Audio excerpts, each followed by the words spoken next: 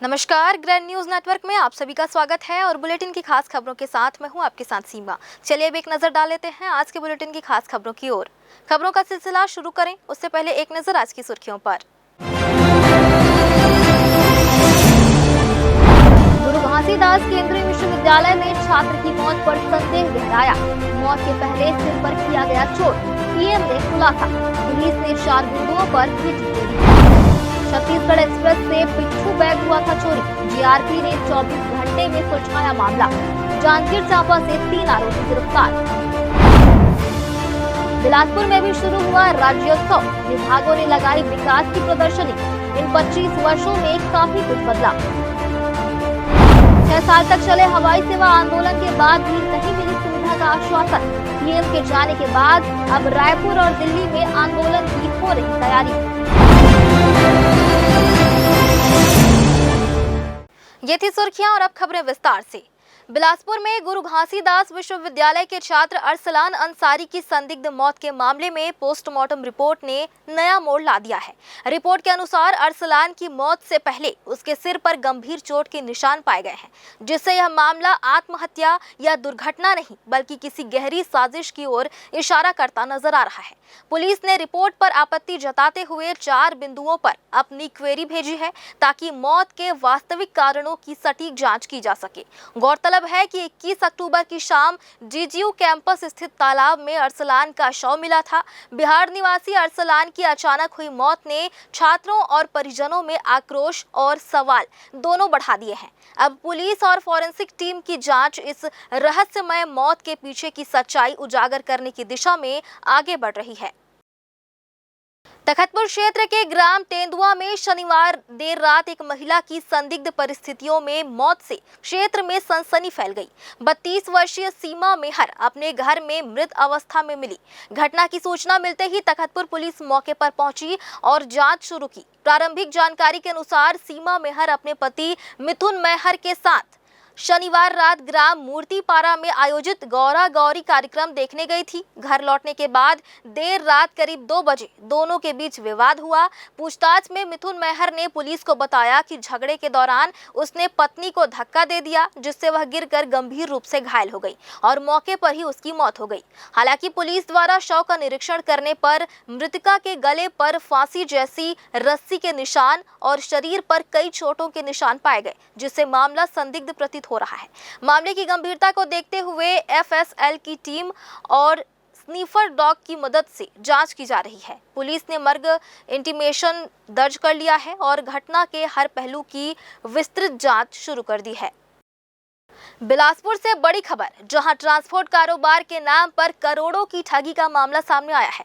आरोपी सुबर्णो घोषाल ने bank, finance agent और आरटीओ के कुछ लोगों की मदद से कई लोगों को चकमा देकर करोड़ों की रकम हड़प ली है। देखिए क्या है पूरी खबर। शिकायतकर्ता तुहिन राय ने बताया कि सुबर्णो ट्रेवल्स के नाम पर निवेश का लालच देकर लोगों को ट्रक और कैब सर्विस में निवेश करने के लिए प्रोत्साहित करता था। शुरुआत में कुछ महीनों तक नियमित रिटर्न देकर उसने लोगों का भरोसा जीता और फिर फर्जी दस्तावेज बनाकर उनकी रकम हड़प ली। आरोपी ने इस घोटाले के लिए 26 से ज्यादा बैंक खाते खुलवाए, विभिन्न लोगों के नाम से क्रेडिट कार्ड बनवाए और हजारों रुपए खर्च किए। मेरा नाम तुहिन रॉय है, मैं नागपुर निवासी हूँ। मेरे साथ मामला ये हुआ है कि सुबर्णो घोषाल हमारे एक परिचित थे जो कि बिलासपुर निवासी राजकिशोर नगर में रहते रहे। शांति कुंज उनका मकान का नाम है। वहाँ उन्होंने करीब 3 साल पहले 2021-22 से पैसा का लेन देन हमसे किया कैब सर्विसेज के नाम से चलाने के, और ये करीब 2022-23 तक ठीक ठाक रूप से पैसा देते रहे। उसके बाद इन्होंने क्या किया कि 2023-24 से पैसा देना बंद कर दिया और इन्होंने अपना एक 3 ट्राला खरीदने का बात बताया हमको कि अब मैं गाड़ियों का सर्विस नहीं करूँगा, अब मैं ट्रक में को करूँगा। सुबर्णो लॉजिस्टिक्स कर रहा हूँ। सुबर्णो टूर्स एंड ट्रेवल्स था, वो सुबर्णो लॉजिस्टिक्स पर। तो यही चीज़ें बात हुई और 2024 से टोटली उन्होंने पैसा देना बंद कर दिया। और अब हम लोग इसी के मान लीजिए शिकायत करने के लिए आए थे, तो यहाँ आकर के पता चला कि ऐसे हमारे जैसे कई लोग हैं। कितने लोग और ये होंगे सर करीब 25-26 लोग हैं। कितने करोड़ रुपए का इस तरीके से घाटा? ये अभी तक हमारे नज़र में जो आया है कि 2-3 करोड़ के आसपास का पहुँच रहा है मामला। अब आप लोग आगे क्या करने वाले हैं? अब हम लोग परिवाद दायर करेंगे सर। यहाँ से हमको एनसीआर के रूप में एक मतलब कॉपी दी गई है, जिसको हम लोग मतलब एक वो कोर्ट रख से करके कोर्ट से अब परिवाद दायर करेंगे। सुवर्णो घोषाल करके एक व्यक्ति है जो 2017 में मेरे को रेलवे स्टेशन में मिला था और टैक्सी का हम लोग एक साथ काम करते थे, जो कि 2021 में हम लोगों का लेन देन पैसा का चलने लगा। उसके बाद अभी 6 महीने पहले से वो पैसा का लेन देन लिया मेरे से, उसके बाद दिया नहीं है और मेरे घर जाकर उन्होंने लोन वाले को बुलाकर पूरा फ़ोटो खिंचाकर लोन करवाया और मेरे को कैफ़े में बुला करके ओम कैफ़े में बुला करके मुझे बोलता है भैया आपका नाम से लोन निकल रहा है, आप थोड़ा साइन कर दो, मेरा मजबूरी है करके मेरे नाम से लोन निकाल लिया है और उसका किस्त उन्होंने नहीं पटाया, जिसका किस्त मैंने हर महीने पे कर रहा हूँ। 1 लाख 1.5 लाख के आसपास निकाला था और एक आईफोन फाइनेंस कराया था, जिसका किस्त मैंने अभी भी पे कर रहा हूँ हर महीने। और पता चल मार्केट थाना आने के बाद, सरकंडा थाना आने के बाद पता चला कि वो बिलासपुर में 3 से 4 करोड़ रुपए का ठगी किया है और कम से कम 20 से 50 लोगों के पास से वो पैसा लिया हुआ है। रायपुर से पैसा उठाए हैं, नागपुर से पैसा उठाए हैं, अंबिकापुर से किसी लोग से पैसा उठाए हैं। ऐसा करके वो 3 से 4 करोड़ रुपए का घटला करके यहाँ से फरार है वो।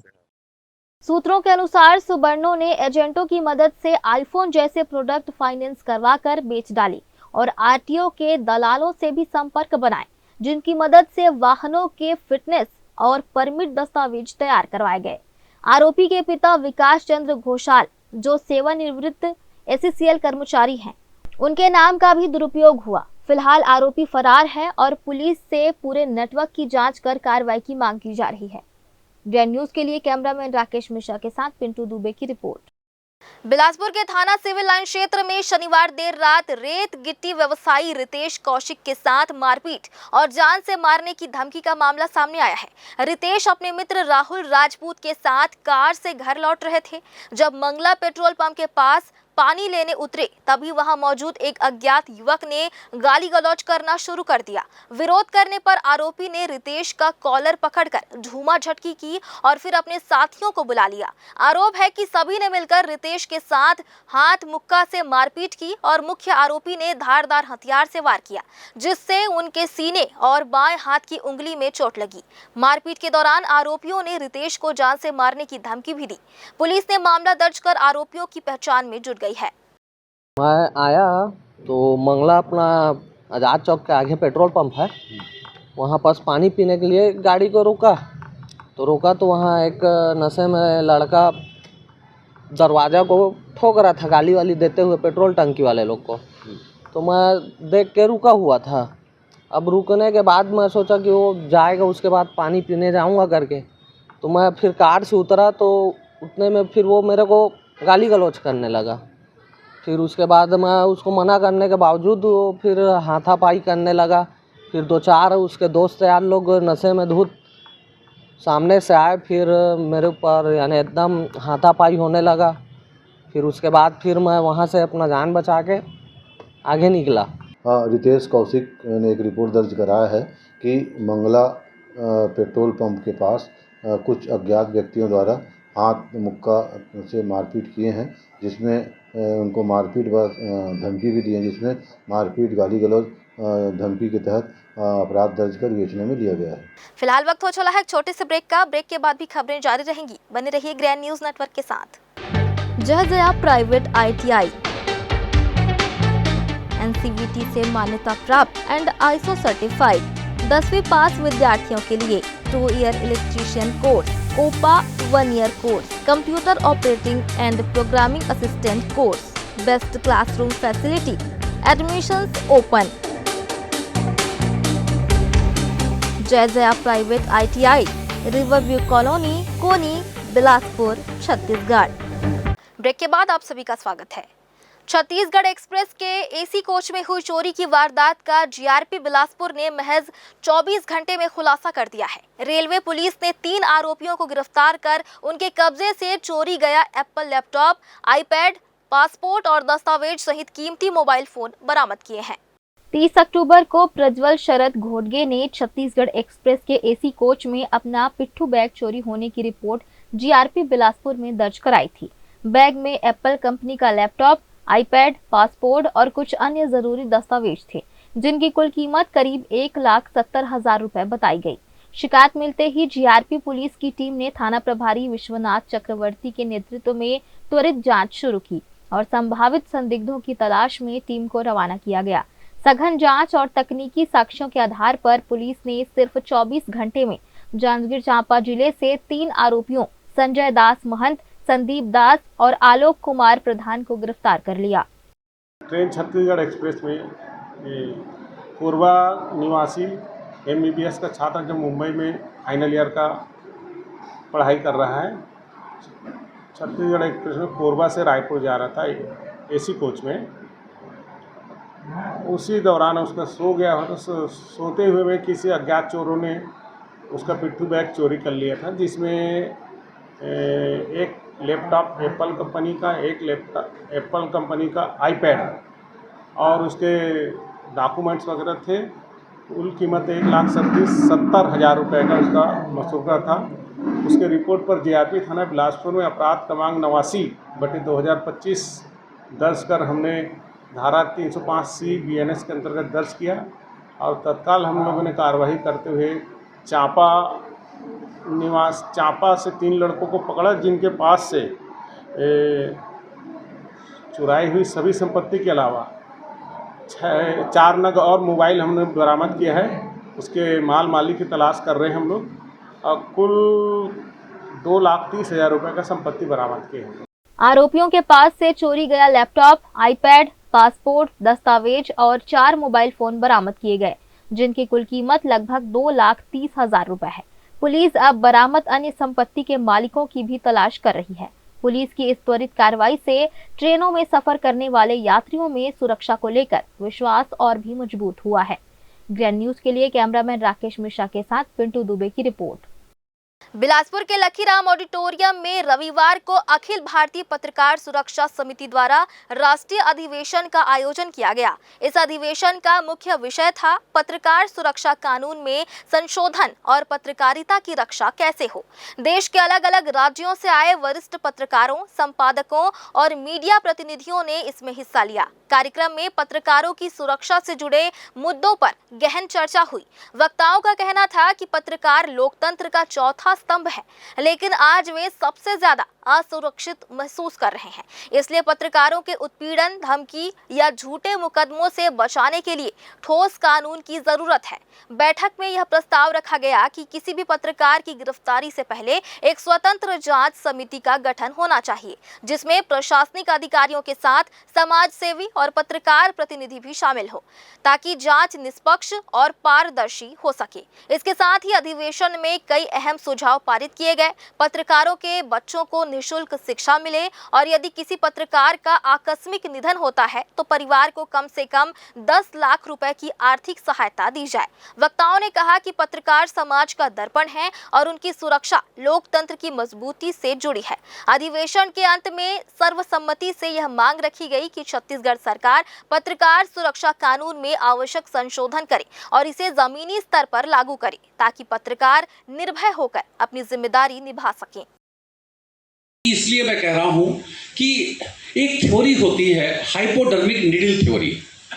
जैसे आप सुई से कोई चीज जब इंजेक्ट करते हैं तो पूरी आपकी नसों में फैल जाती है। इसलिए इसमें आपका दोष नहीं है कि आपके मुंह से बांग्लादेश या पाकिस्तान निकला।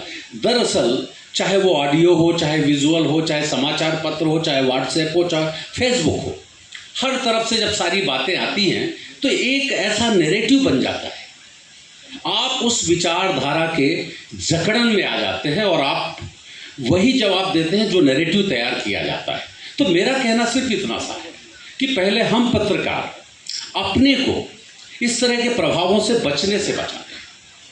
और इसी को लेकर के मैंने जो एक छोटा सा एक सब्जेक्ट चुना है कि सच्ची पत्रकारिता वही है जो सवाल करे लेकिन अपने आप को सीमाओं में नहीं बांधे। आप जानते ही हैं कि कोई एक टेलीविजन चैनल अगर राष्ट्रीय स्तर पर निकाला जाए, जैसे आज तक है, जैसे जी न्यूज है, जैसे NDTV हुआ करता था, जैसे ABP न्यूज है, इस तरह का कोई राष्ट्रीय चैनल अगर निकाला जाए तो उसमें सालाना खर्च करीब 150 करोड़ का है और शुरू करने के समय 400-500 करोड़ रुपए लगते हैं। और ये माना जाता है कि 3-4 साल 5 साल उसके लिए जस्टेशन पीरियड है, तब तक वो लाभ में नहीं आता बल्कि बराबर भी नहीं कर पाता, तब तक खर्च कर रहा है। 700 करोड़ 1000 करोड़ का है तो जाहिर है कि इसमें अपने आप प्रतिद्वंदिता घट के बहुत कम हो गई। और मैंने आपको संख्या बताई कि वो 450 लोग रह गए। बिलासपुर में शिक्षा व्यवस्था को और मजबूत बनाने के लिए ज्वाइंट डायरेक्टर आरपी आदित्य ने विभागीय अधिकारियों की अहम बैठक ली। इस बैठक में शिक्षा की गुणवत्ता से लेकर शिक्षकों की जिम्मेदारियों तक कई महत्वपूर्ण बिंदुओं पर चर्चा हुई। संयुक्त संचालक ने स्पष्ट निर्देश दिए कि अब शिक्षा विभाग में लापरवाही किसी भी स्तर पर बर्दाश्त नहीं की जाएगी।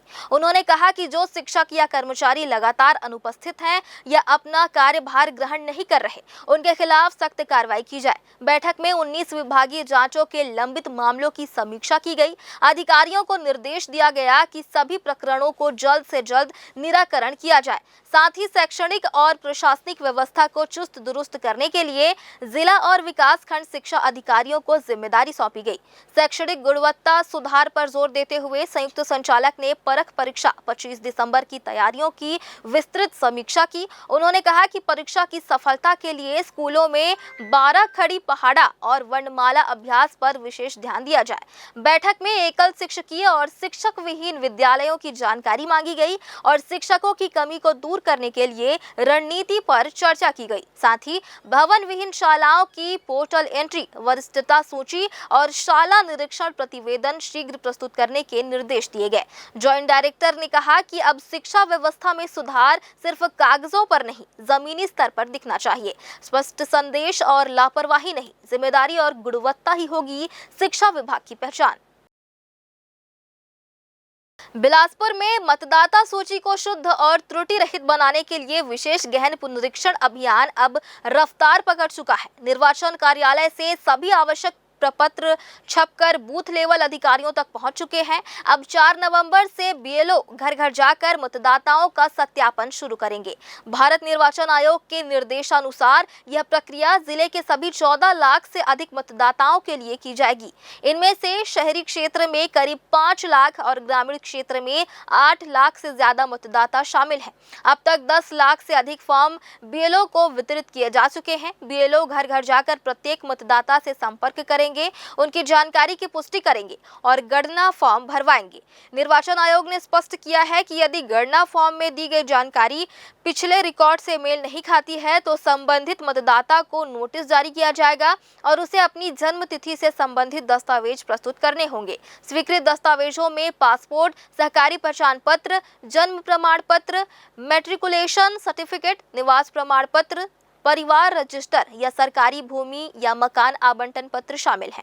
प्रशासन ने मतदाताओं से अपील की है कि वे सत्यापन के दौरान पूरी जानकारी सही दें ताकि आगामी चुनावों में किसी भी मतदाता का नाम सूची से छूटे नहीं और बिलासपुर की मतदाता सूची पूरी तरह सटीक और त्रुटि रहित बने।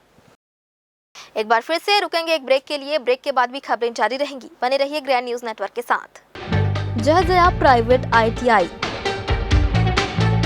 NCVT से मान्यता प्राप्त एंड ISO सर्टिफाइड 10वीं पास विद्यार्थियों के लिए 2 year electrician course, COPA 1 year course, computer operating and programming assistant course, best classroom facility, admissions open.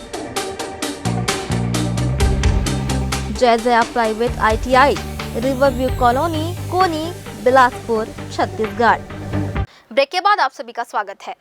Chhattisgarh राज्य के स्थापना का पर्व प्रदेश भर में हर्ष और उत्साह के साथ मनाया जा रहा है। न्यायधानी बिलासपुर से लेकर गांव-गांव तक छत्तीसगढ़ी संस्कृति, परंपरा और विकास की झलक हर जगह दिखाई दे रही है। इसी कड़ी में बिलासपुर में भी राज्योत्सव का 2 दिवसीय भव्य आयोजन जिला प्रशासन की ओर से पुलिस ग्राउंड में किया गया, जहां जिले के सभी विभागों ने अपनी 25 साल की उपलब्धियां प्रदर्शित की हैं। बिलासपुर पुलिस ग्राउंड विकास, नवाचार और आत्मनिर्भरता की मिसाल बना हुआ है। राज्य के गठन के बाद से अब तक की 25 साल की यात्रा को हर विभाग ने अपने अपने स्टॉल के माध्यम से बेहद आकर्षक तरीके से प्रस्तुत किया है। टीम ने जब विभिन्न विभागों के स्टॉलों का दौरा किया तो कई दिलचस्प और प्रेरणादायक बातें सामने आई।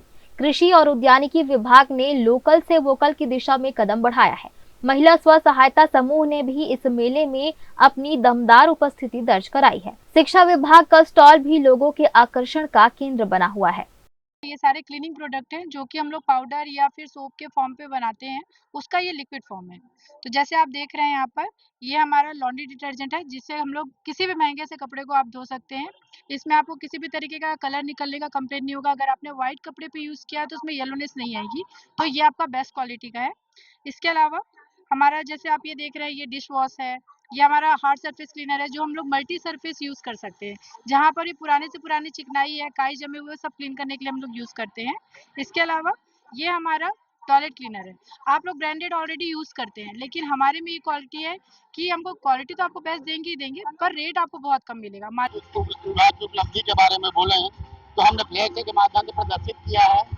2000 में हमारे पास केवल 1228 विद्यालय थे, जबकि आज के डेट में हमारे पास 1871 विद्यालय हो गए हैं। इसी प्रकार से बच्चों की संख्या, विद्यालय भवनों की संख्या, पूर्व में 2000 में परंपरागत शिक्षा होती थी, परंतु नई शिक्षा नीति लागू होने के पश्चात शिक्षा के क्षेत्र में अभूतपूर्व सुधार हुआ है, जिसमें व्यावसायिक शिक्षा का पाठ्यक्रम लागू हो गया है।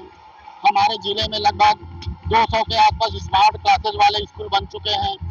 नई शिक्षा नीति के अंतर्गत बच्चों को फाउंडेशनल लर्निंग एंड न्यूमरेसी के बारे में जानकारी दी जा रही है और इस प्रकार से बच्चे आज की स्थिति में परंपरागत शिक्षा के साथ साथ जो नई तकनीकी विश्व स्तरीय शिक्षा है वो सबसे जुड़ चुके हैं और इन्हीं का प्रदर्शन हम इस राज्योत्सव की प्रदर्शनी में करने जा रहे हैं। आयुर्वेदिक चिकित्सा विभाग भी इस राज्योत्सव में अपनी अनोखी पहल लेकर आया है। आयुर्वेद विभाग सभी को प्राकृतिक जीवन शैली अपनाने और रासायनिक दवाओं से दूर रहने के लिए प्रेरित कर रहा है। पशु चिकित्सा विभाग ने भी अपने स्टॉल में सरकार की कई जनहित योजनाओं की जानकारी दी। 25 वर्ष हमारे राज्य को बने हो गए और ये हमारा राज्योत्सव महोत्सव जो हम मना रहे हैं, ये इसमें हमारे आयुष विभाग द्वारा स्टॉल लगाया गया है, जहाँ पर हमारे द्वारा निःशुल्क औषधियों का वितरण किया जाता है, रोगियों को चिकित्सा दी जा रही है। साथ ही औषधि पौधों का प्रदर्शनी भी लगी हुई है, जिसके माध्यम से हम लोगों को ये बता रहे हैं कि इन औषधि पौधों का कैसे उपयोग करना है। साथ ही यहाँ पर हमारे द्वारा एक हेल्थ अवेयरनेस एक ग्रुप बनाया गया है, जिसमें लोग जिसका QR स्कैन करके उससे जुड़ सकते हैं, जिसमें समय समय पर हमारे द्वारा ऋतुचर्या, आहार विहार के माध्यम से उनको अवेयरनेस प्रदान की जाएगी। हम लोग अपने विभागीय योजनाओं का प्रचार प्रसार कर रहे हैं और भी 2000 से लेकर आज 2025 वर्ष हो चुके हैं। पशुपालन विभाग ने समाज को जो कुछ दिया है, चाहे वो पशु हो, गाय की संख्या हो, चाहे मुर्गी की संख्या हो, इसके उत्पादन में बढ़ोतरी हुई है। विभागीय योजनाओं के माध्यम से हमारी विभागीय कई योजनाएं, कुक्कुट पालन, डेयरी उद्यमिता, ऐसी कई प्रकार की योजनाएं, जिससे पशुओं की संख्या में लाभ को प्राप्त होते हुए देख के किसान इसको किए। इसके चलते क्या हुआ है कि प्रतिवर्ष 2000 से लेकर 2025 तक प्रति व्यक्ति उपलब्धता, चाहे वो अंडा हो, चाहे मांस हो, चाहे दूध हो, चाहे ऊन हो, इसकी उपलब्धता हमारे द्वारा विभाग से बढ़ाई। तो समाज को एक बहुत बड़ी उपलब्धि विभाग द्वारा दी गई। बिलासपुर का यह राज्योत्सव सिर्फ एक उत्सव नहीं, बल्कि विकास, स्वावलंबन और छत्तीसगढ़ी अस्मिता का उत्सव है। हर विभाग अपने काम के जरिए नवा छत्तीसगढ़ की तस्वीर पेश कर रहा है। 25 साल की इस यात्रा में छत्तीसगढ़ ने विकास, शिक्षा, स्वास्थ्य और आत्मनिर्भरता के क्षेत्र में जो मुकाम हासिल किया है, वह वाकई गर्व की बात है। बिलासपुर पुलिस ग्राउंड में लगे ये स्टॉल न केवल उपलब्धियों की कहानी कह रहे हैं, बल्कि आने वाली छत्तीसगढ़ के उज्जवल भविष्य की झलक भी दिखा रहे हैं। ग्रैंड न्यूज के लिए भारतेंदु कौशिक की रिपोर्ट। छत्तीसगढ़ के बिलासपुर जिले का खारंग जल संसाधन संभाग आज जल प्रबंधन और सिंचाई विकास का पर्याय बन चुका है। पिछले 25 वर्षों में इस संभाग ने वह कर दिखाया है जो कभी कल्पना थी। सन 2000 में जब छत्तीसगढ़ राज्य अस्तित्व में आया था, तब सिंचाई व्यवस्था बहुत सीमित थी, लेकिन इन 25 वर्षों में खारंग संभाग ने जल संरक्षण और सिंचाई के क्षेत्र में क्रांतिकारी बदलाव लाए। संभाग ने अब तक 31 जलाशय, 8 योजनाएं और 72 एनीकट एवं स्टॉप डैम का निर्माण किया है। इन संरचनाओं से 33,795 हेक्टेयर अतिरिक्त सिंचाई क्षमता सृजित हुई है। आज खरीफ मौसम में 23,287 हेक्टेयर और रबी में 10,508 हेक्टेयर भूमि तक सिंचाई का पानी पहुंच रहा है। इससे न केवल किसानों की आय कई गुना बढ़ी है, बल्कि क्षेत्र की कृषि तस्वीर भी बदल गई है। खारंग सिंचाई योजना इस सफलता का सबसे बड़ा उदाहरण है, जिसने अकेले ही 15,800 हेक्टेयर भूमि में सिंचाई क्षमता जोड़ी। इसके चलते अब किसानों को पानी की कमी से जूझना नहीं पड़ता और वे बहुफसलीय खेती की ओर बढ़ रहे हैं। विभाग ने जल वितरण व्यवस्था को मजबूत करने के लिए 192 किलोमीटर लंबी 72 नहरों का जाल बिछाया है। इससे पानी की बर्बादी रुकी, भूजल स्तर सुधरा और वर्षा जल संचयन को बढ़ावा मिला। पानी से प्रगति तक की यह कहानी बताती है कि खारंग जल संसाधन संभाग ने बीते 25 सालों में न सिर्फ खेतों को सींचा बल्कि किसानों के जीवन में खुशहाली की नई फसल उगाई है। भारतीय महिला क्रिकेट टीम आज इतिहास रचने के मुहाने पर है। नवी मुंबई में रविवार को भारत और दक्षिण अफ्रीका के बीच महिला वर्ल्ड कप का फाइनल मुकाबला खेला जा रहा है। दोनों टीमों के पास पहली बार चैंपियन बनने का सुनहरा मौका है और पूरे देश की निगाहें इस रोमांचक मुकाबले पर टिकी हैं। इसी बीच बिलासपुर में भारतीय महिला टीम की जीत की कामना को लेकर एक अनोखी पहल की गई। भाजपा दक्षिण मंडल की ओर से बधाई संदेश हस्ताक्षर अभियान का आयोजन किया गया, जिसमें बड़ी संख्या में लोगों ने हिस्सा लिया और भारतीय टीम को शुभकामनाएं दी। इस अवसर पर भाजपा दक्षिण मंडल के पदाधिकारियों ने कहा कि महिला क्रिकेट टीम ने जिस आत्मविश्वास और मेहनत से यह मुकाबला हासिल किया है वह पूरे देश के लिए गर्व की बात है। उन्होंने बताया कि महिलाओं के हौसले को बढ़ाने और उनके आत्मबल को सलाम करने के लिए यह विशेष अभियान चलाया गया है। सभी ने एक सुर में कामना की है कि भारत की बेटियां आज विश्व विजेता बनकर लौटे। फाइनल में जीती है, इसके लिए हम सब यहाँ पे इकट्ठे हुए हैं और हस्ताक्षर के माध्यम से सब महिलाओं को हम ये बताना चाहते हैं कि महिलाएं भी किसी से कम नहीं हैं।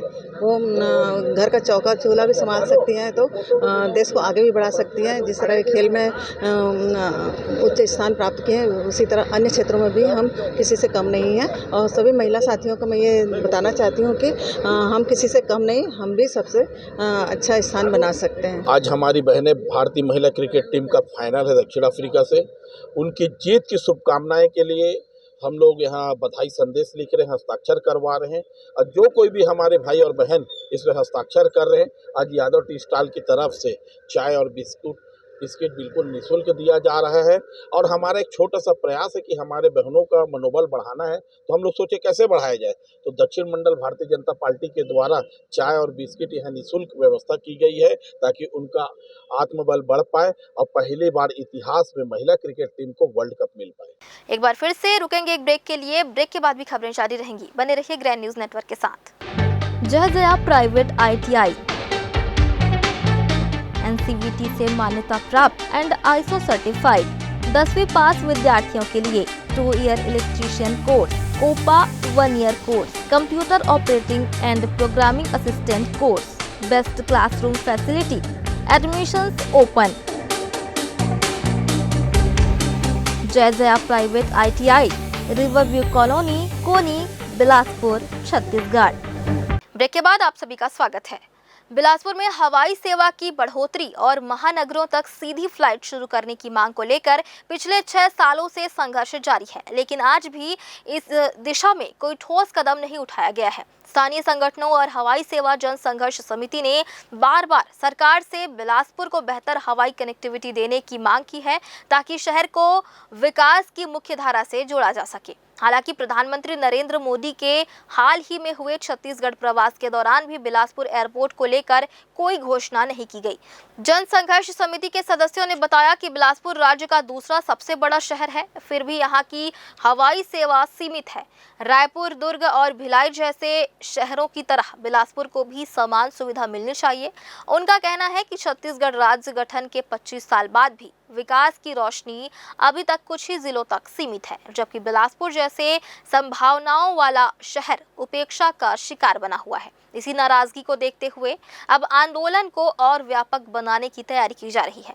समिति ने घोषणा की है कि जल्द ही रायपुर और बिलासपुर में प्रदर्शन किया जाएगा ताकि सरकार तक आम नागरिकों की आवाज पहुंचाई जा सके। बिलासपुर के लोग उम्मीद कर रहे हैं कि इस बार उनकी आवाज सुनी जाएगी और शहर को वह हवाई सुविधा मिलेगी जिसकी उसे लंबे समय से प्रतीक्षा है। देखिए, ये मांग बहुत पुरानी मांग हो चुकी है। 6 वर्ष से हम आंदोलन में निरंतर लगे हुए हैं। इसके पहले हमने अभी SDM को ज्ञापन दिया था 6 साल पूरे होने पर। अभी हम लोगों ने ये सोचा है कि अभी जो शीतकालीन सत्र चलेगा रायपुर में विधानसभा का, तो उसमें जाके हम लोग प्रदर्शन करेंगे। उसके बाद दिल्ली में प्रदर्शन होगा इसके बाद, क्योंकि हवाई जनसंघर्ष समिति की जो मांग है वो अभी तक पूरी हो नहीं हुई है, निरंतर इसकी उपेक्षा की जा रही है। इसके तहत हम करेंगे। हम माननीय प्रधानमंत्री जी से आशा किए थे कि कुछ बड़ी घोषणा करेंगे, लेकिन उन्होंने कोई घोषणा नहीं की। हमें आशा थी कि हमारे एयरपोर्ट के बारे में, जो हमारी ज़मीन है उसके एवज़ में कुछ बोलेंगे और कुछ हमें मिलेगा, और छत्तीसगढ़ को कुछ दिया नहीं उन्होंने कि नई सौगात देते हैं। विधानसभा का उद्घाटन किए और छोटी छोटी प्रदर्शनी का उद्घाटन किए, लेकिन कोई बड़ी घोषणा नहीं की। हमें आशा थी कि कोई बहुत बड़ी घोषणा करेंगे। छत्तीसगढ़ की पहचान उसकी मिट्टी, संस्कृति और भाषा से है। इसी पहचान को सहेजने और आगे बढ़ाने के लिए बिलासपुर के सरकंडा क्षेत्र में रहने वाले नंद किशोर शुक्ला पिछले 30 वर्षों से एक मिशन पर है। उनका सपना है छत्तीसगढ़ी भाषा को उसका हक और सम्मान मिले। साल 1996 में नंद किशोर शुक्ला ने एक मुहिम शुरू की थी, जिसका मकसद था छत्तीसगढ़ी भाषा को शिक्षा में शामिल करना।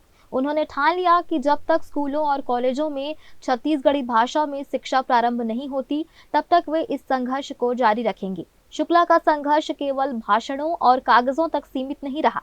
उन्होंने अपनी बात जनता तक पहुंचाने के लिए सैकड़ों किलोमीटर की पैदल यात्राएं की। गांव-गांव, स्कूलों और शिक्षण संस्थानों में जाकर उन्होंने विद्यार्थियों, शिक्षकों और ग्रामीणों को छत्तीसगढ़ी भाषा की अहमियत समझाई।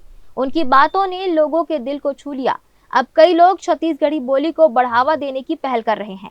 नंद किशोर शुक्ला का कहना है कि भाषा सिर्फ संवाद का जरिया नहीं, बल्कि संस्कृति और पहचान की आत्मा होती है। उनका मानना है कि जब बच्चे अपनी मातृभाषा में पढ़ेंगे तो वे अपनी जड़ों से जुड़े रहेंगे और गर्व से कह सकेंगे, हमर छत्तीसगढ़ हमर गाथा। 3 दशक से जारी इस लड़ाई में कई मुश्किलें आई, लेकिन शुक्ला का हौसला कभी नहीं टूटा। वे आज भी उसी जुनून के साथ इस मिशन को आगे बढ़ा रहे हैं। क्रांति सेना करे थे, महिला क्रांति सेना करे थे। एमए छात्र जो हवे 400 साढ़े 400 मन एमए डिग्री कोर्स कर चुके हैं छत्तीसगढ़ी में। उमन करे थे, छात्र संगठन मन करे थे, छत्तीसगढ़ समाज पार्टी करत हवे। ऐसे कई ठन संगठन हवे जौन मन आंदोलन करत हैं और वो बाढ़त है। आप रायपुर को तो जहाँ ना तो पता लग जाए, बिलासपुर में कोई चीज पोट नहीं करत है। आप रायपुर तरह अभी बवाल खड़ा हो गए, महतारी की मूर्ति का तोड़ दिए गई, बवाल खड़े यहाँ से लेकर वहाँ तक अमित बघेल के खिलाफ उसे FIR करो। आंदोलन सरकार रातों रात में फिर महतारी मूर्ति ले खड़े करिस VIP चौक में। रायपुर कभी के घटना पूरा सब खड़े हो गया। अभी काल बंद है, रायपुर बंद करे का आह्वान करे। अब कतका तो बात अलग है, पर आंदोलन चलत है, एला और गति दिया जा है। अगर आंदोलन तब भी लागू रही, जैसे आज भी हिंदी पर आंदोलन चलत है कि नहीं, सरकार जो है करत है कि नहीं, हिंदी में कोई कामकाज नहीं करत रही है। ये मोदी जी का एक बाद में हिंदी में सब कामकाज हो थे, नहीं तो सब अंग्रेजी में होत रही से।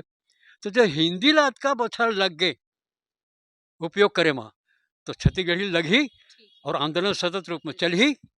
नंद किशोर शुक्ला जैसे लोग ही असली छत्तीसगढ़िया जिंदाबाद की मिसाल हैं, जो अपनी भाषा, अपनी मिट्टी और अपनी पहचान के लिए डटे हुए हैं। उनका सपना है एक दिन छत्तीसगढ़ी भाषा को शिक्षा और प्रशासन दोनों जगहों पर सम्मान मिले। जैन न्यूज के लिए भारतेंदु कौशिक की रिपोर्ट। परंपरा, आस्था और एकता का प्रतीक दैहानपारा वार्ड 12 का बूढ़ा महादेव मोहल्ला आज भक्ति और उल्लास के रंग में सराबोर रहा। आदिवासी समाज के लोगों ने 20 वर्षों से लगातार चली आ रही गौरा गौरी पूजा का विसर्जन बड़े ही धूमधाम और श्रद्धा के साथ किया। यह पूजा भगवान शिव और माता पार्वती के पुनर्मिलन और परिवार में प्रेम, समर्पण और एकता बनाए रखने की परंपरा का प्रतीक है। दैहानपारा वार्ड 12 स्थित बूढ़ा महादेव मोहल्ले में आदिवासी समाज द्वारा इस वर्ष भी गौरा गौरी की पूजा पूरे विधि विधान से संपन्न की गई। महिलाएं और पुरुष पारंपरिक वेशभूषा में सज धज कर जुटे। ढोल नगाड़ों की धुन और मंगल गीतों के साथ पूजा स्थल पर भक्ति और उत्साह का माहौल बना। छत्तीसगढ़ का एक प्रमुख त्योहार के रूप में मनाया जाता है गौरी गौरा पूजा। खासकर आदिवासी समाज, बैगा समाज के लोग, हमारे छत्तीसगढ़ के गोंड समाज के लोग इस संस्कृति को जीवित रखे। उनका परंपरागत तरीके से कार्यक्रम चला आ रहा है, जिसमें गौरी गौरा के रूप में भगवान शंकर और माता पार्वती की पूजा की जाती है।